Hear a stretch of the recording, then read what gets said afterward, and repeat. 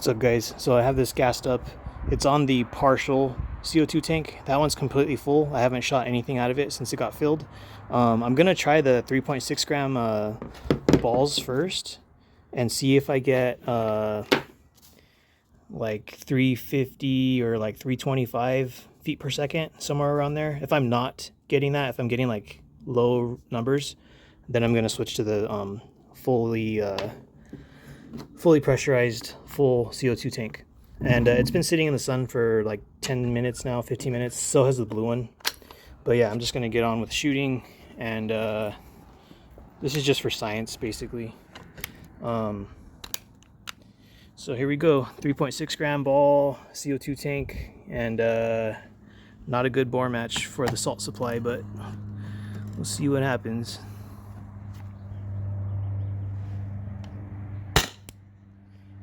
$2.14. I also just put oil in this, so maybe that could be screwing this up. $2.12. It's super weak. $2.10. It's pretty trash. $2.08. So yeah, I'm gonna switch out the gas tank and then see what happens. All right, guys, I got the red tank on. This is full. I mean, if it's not full, it's probably like 18 ounces. It's a 20-ounce CO2 tank. It's been sitting in the sun for a little bit. And I'm gonna throw it in my backpack and then shoot the 3.6 gram balls. And if I'm not getting like anywhere between like 325 and 350 or higher, then maybe that restrictor that you can't remove and I don't want to modify because I don't have a pin or a drill that can go in that far. I'm not going to do anything like that. I just want to see what this hits with the full CO2 tank. So 1 second. All right, so this has been pressurized for maybe a minute, and here's the first shot. Oh yeah, 360. So 350 is 20 and a half. And obviously if I use a heavier ball, it's going to be it's going to be lower FPS, but it could be higher joules. But yeah, that tank was the issue. It was low. 360. I haven't hit anything this high with the salt supply with the 12 gram cartridge, but I haven't really tried chronoing very much with the salt supply. All right, third shot. 364.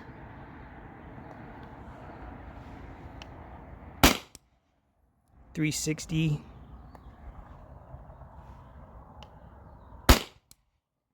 352. I'm going to take out those balls so they don't get shattered, and then I'll use a salt supply. Alright guys, salt supply kinetic rounds. I'm going to do 5 shots, and then after that I'm going to do the 7.2 gram aluminum alien plays. So here we go. So I think 364 was the highest I got on the 3.6 gram. They're only off by 0.1 grams. These are heavier, but the bore match is better on these. So I'll see what this does. 360. 358. I think that was my previous highest I've chronoed on the salt supply with the salt kinetics. 358.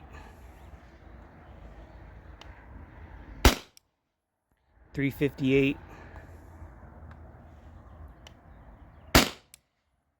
354. So I think that's around 21 joules, but it's consistent because I have it on a big old tank. So I'm going to take those rounds out and then use the Alien Play aluminum balls. Alright you guys, Alien Play aluminum balls, 7.2 grams, like a 680 bore size, so they're kind of small. And if I get 250 feet per second, it's about 21 joules. If I get 275 feet per second, it's 25.3. I think when I did a CO2 cartridge and these, I got like 24 joules. I forgot what the FPS was, but it was around 260, I think. 274, so that's 25.3 joules. It might be like 25.2, but on my little cheat sheet, 275 is 25.3 joules. 270, so it's still probably 25 joules. 268. Still maybe like 24.8 joules. It's still hard.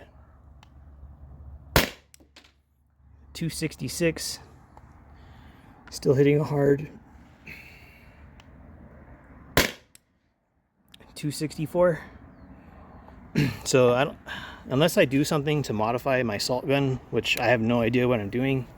I'm just waiting for like Sean and East Coast Less Lethal, or like anybody to like get that breakthrough moment of modding it.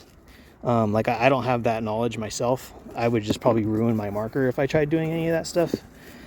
Plus I don't have a bunch of extra parts lying around, and like I don't have, you know, random pieces, O-rings. I don't have stuff like that, because I just kind of barely started doing this type of stuff, like modding and changing things around. So I have some knowledge about stuff, but it's just based off of things other people have tried.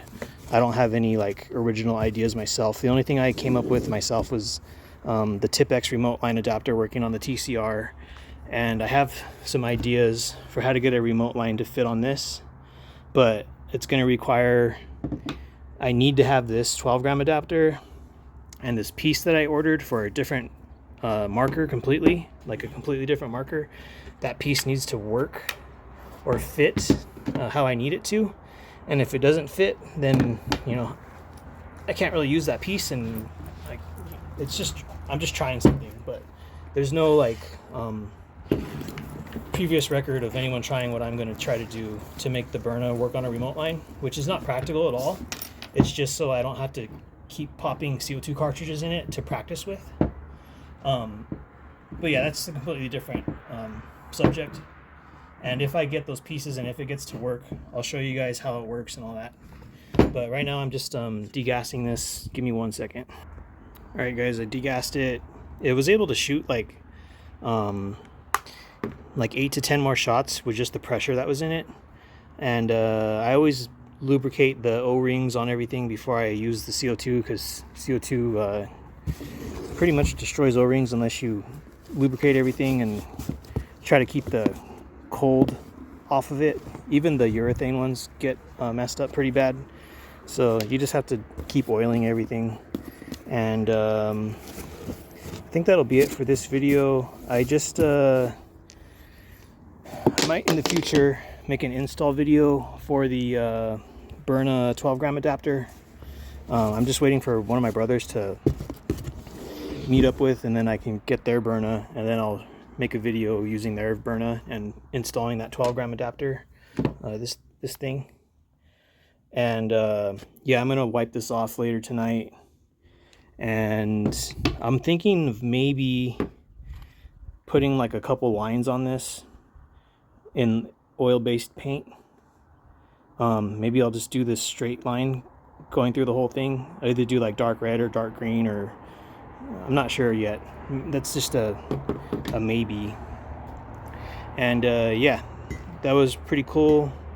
I think I got new joule numbers, like high ones, but it's obviously because I'm using this, and it has a lot of pressure because it's pretty much full.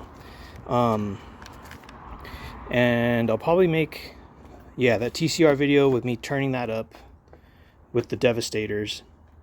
And I think that's it for this thing. So yeah, have a nice weekend, and I'll probably see you tomorrow or Sunday or something. It's going to be really hot over here. It's supposed to be like 80 degrees, 85 degrees. So I'm not a warm temperature type of person. So depending on how hot it is, I may or may not make a video when it's like blaring hot, because yeah, I don't like the heat. So have a good one.